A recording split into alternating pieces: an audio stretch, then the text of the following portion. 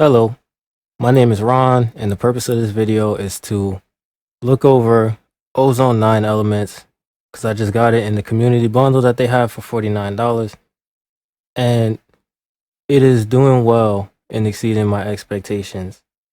So let's get into it. So I figured that because I have the regular Ozone 9 elements would save CPU because the regular one can be kind of heavy. So that was the reason I decided to investigate it. So I'm going to go over what it has in case you want to know and you're thinking about buying it. So first of all, it's got an EQ, an imager, and a maximizer, which is a limiter.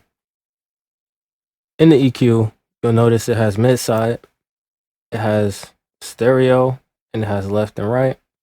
So you can look at the side channel here. This is one of the first things I like about it, that is very simple. So it's a handy 3-in-1 plugin, and as you can see surrounding it is NKS standard, which means that you can use it in complete control if you have the keyboard, or the software rather. Since I have the keyboard, that's one of the things I like about it. I don't have to go to the mixer tracks to actually add it as an effect. As you can see, I have Arcus open just to demonstrate that. And it's all in complete control, so that's really handy. It's very quick, and it has presets that you can adjust with the keyboard, and they're already mapped. Next thing we move to is the imager. The imager is useful because of the fact that you want things to not disappear in mono. So you have an imager that's right there with a lot of these sounds.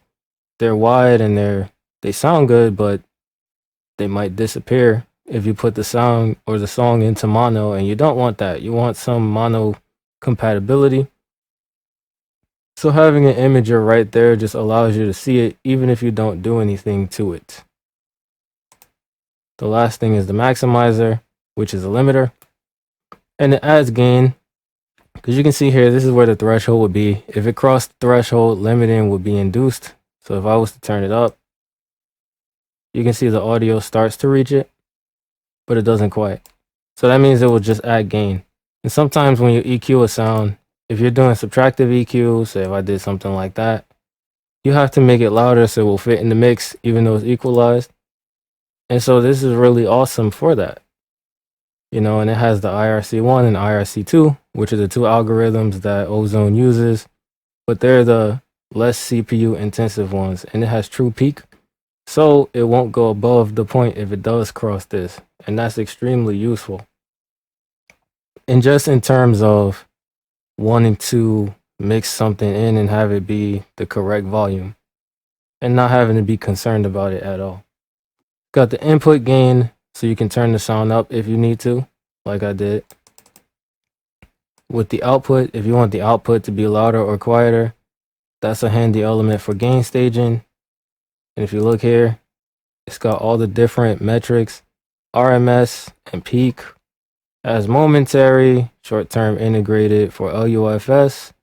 RMS and peak are for decibels. So you can use it as a mastering plugin, or you can use it as an individual effect for one sound. Here you got bypass and gain match, so that you can be sure your changes are really good, because there's a bias with the human ear, so that if you listen to something that's louder, you'll automatically perceive it to be better, because that's just the way we perceive things.